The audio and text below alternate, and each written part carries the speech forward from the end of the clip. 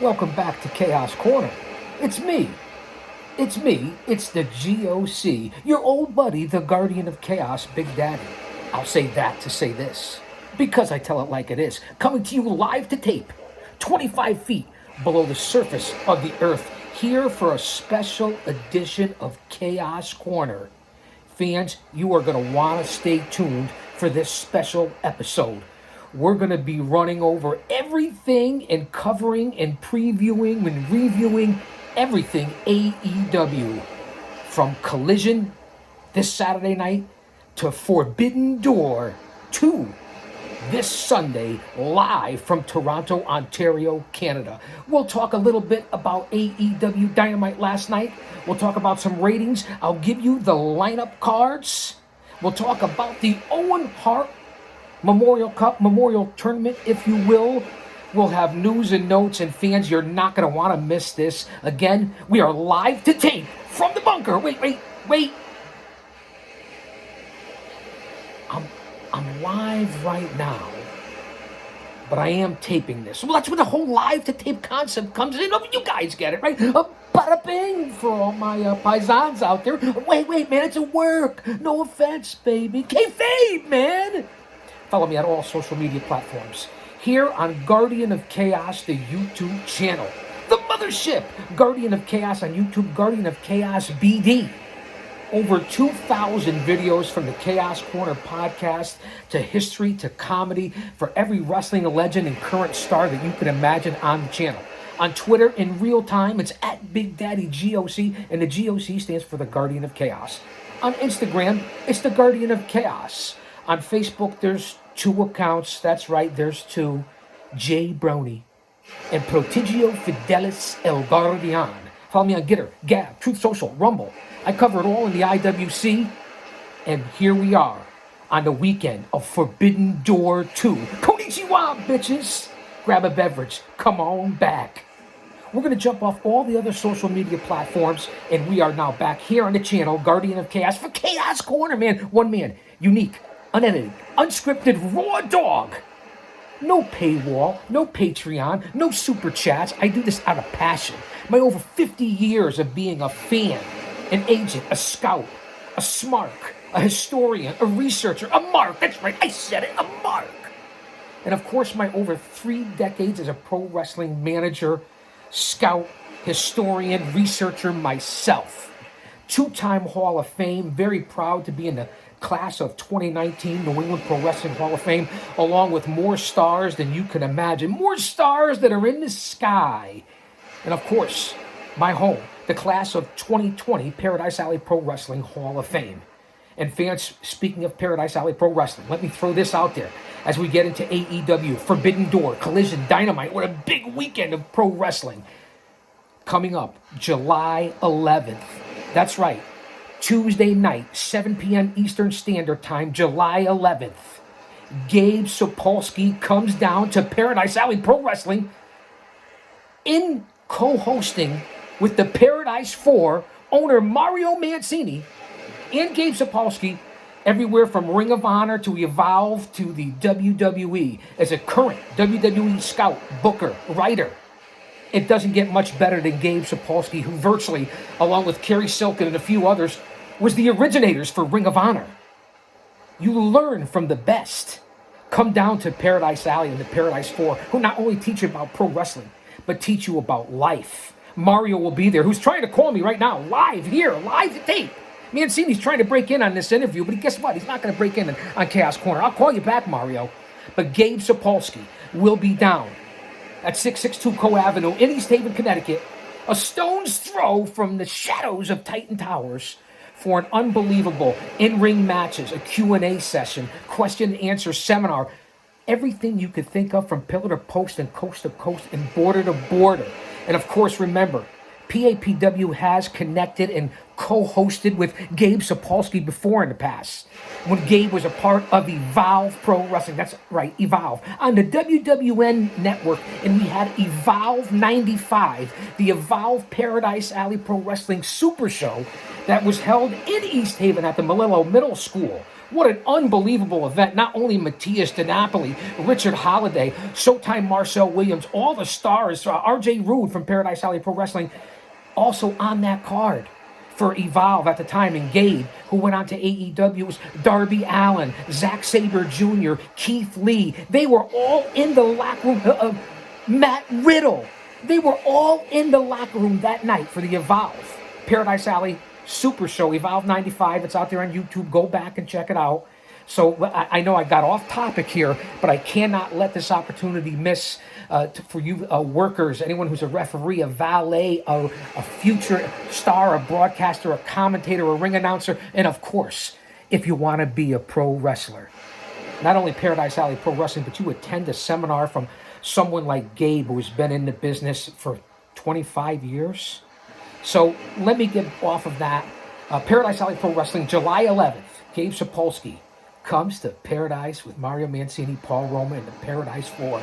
It doesn't get any better than that. As I'm talking here right now, we are going on to AEW Forbidden Door 2. I have the lineup card.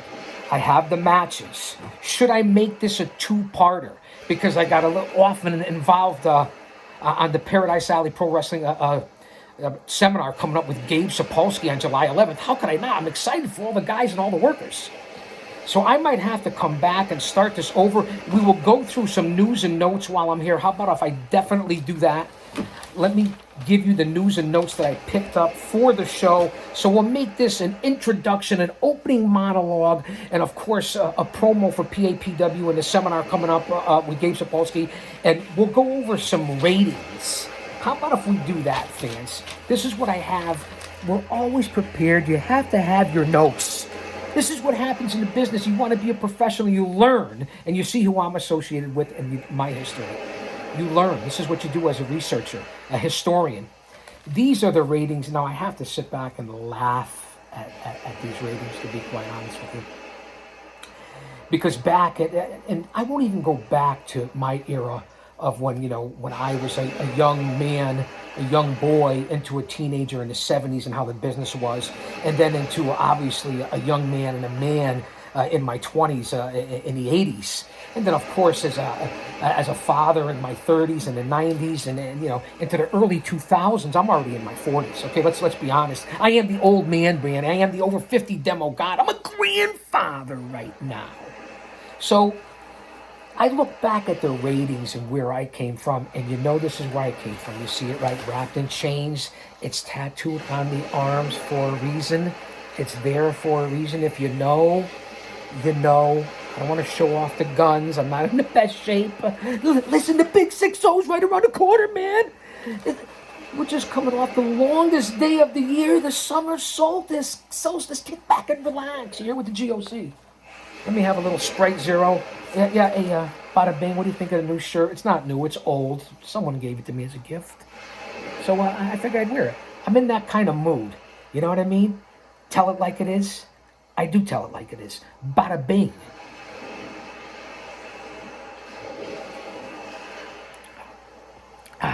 It's refreshing. Listen, I have the agua base. I have the water right here. These kind of make me look like I'm wearing shoulder pads because I just took it out of the dryer, but you guys get it. Let's get on to the ratings. So I laugh at the ratings. We'll go back to the Monday Night Wars. We'll go back to the Attitude Era, the Aggression Era, the mid-'90s into the late '90s, a little bit into the early 2000s, the ratings, especially during the Monday Night Wars. This is not news to you guys. You follow me here on this channel. Back then, when each show, whether it be Nitro or Raw, were drawing 4 and 5 million people a night per show, 4 or 5 million, 6 million, I forget the top numbers. That was on an average.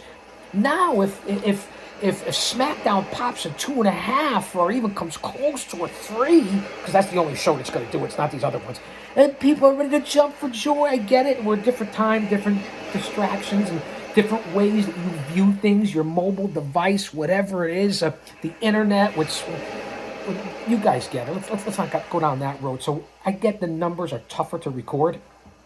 So I kind of laugh at these ratings. But let me bemuse you, so to speak, amuse you, before I get on to it. Now then, will make this a part 2 where I cover Forbidden Door and Collision, because that has to be a show entirely by itself. Here's the ratings, the current ratings. Here we are. It's the next day of summer solstice. What is today's date? I don't know. It's a Thursday. What is it, like the 22nd? This will be up this afternoon. Live to tape. The GOC. It's me. I'll say that to say this because I tell it like it is. Let me not beat this like a donkey. The ratings for Monday Night Raw this past week. 1.82 million. Now, I don't give a damn about the demographics. Only when I do my analytics show, which is here on the channel. Go out and check it out. I've done like 8 research shows, analytics shows for the channel. See how we're growing. Coming up on 1,000 subscribers. Keep pushing it, man. Like, subscribe. Follow me on those platforms. I say it all the time. From the bottom of my heart. It means a lot to me, guys. Excellent stress reliever. Good for you guys. Nice distraction. Plus, it's the truth. And you get to come in and hang out with your old buddy. 1.82 million for Raw. Up from last week, 1.5 million. I mean, Monday Night Raw, 3-hour show. Does it get any worse? I DVR every show, all wrestling, because that's my business. That's what I do. That's my love, my passion. But let me say that to say this. I fast forward to it. I like to get to the bloodline, see what's going on with the Usos, the tribal chief, Sammy, KOs. Those are some of the guys that I could watch, especially Gunther. These guys, Cody Rhodes, some of the people, I'll fast forward to get to that. AEW, I do the same thing. There's 3 shows now, Dynamite, Collision, of course, Rampage. I DVR, fast forward through to who I want to see, who I think's a talent. Something that's been brought to my attention. People email me or inbox me and say, hey, Chaos, check this out. Tell me what you think. Or, hey, can you critique this? Can you tell me this? So I will check out certain things like that. What I even check in once in a while on Ring of Honor. I have to admit, New Japan, I'm not big. I'll check in occasionally with the NWA and Impact and MLW. Occasionally AAA and CMLL. On the Indies, of course, I pay attention to PAPW. That's my home. I'm there. Everyone from Beyond to the Wrestle Open to Limitless to Chaotic to Tough and Talented to Test of Strength for sure. Blood, Sweat, and Tears, Coliseum Pro. I mean, there's a lot of different groups out there. NEW, of course, Northeast. I worked for 10 years. There's more groups out there than you can imagine. There's even Blitzkrieg. There's PvP. There's Bay State. How many different shows? There's a couple in New York that are slipping my mind right now. My mind's like a lazy Susan. It'll come back around. I'm not like a lot of the nerds and geeks and dweebs out there. I get the brain of a dehydrated baby. No offense, but it's at work. I already said it earlier. Kayfabe. So those are the ratings. And that's why I laugh at it. That's why I get off on a tangent. Collision. The debut show for AEW Collision. Not a bad number, but it's no longer as the, what's the phrase? 1 mil fill.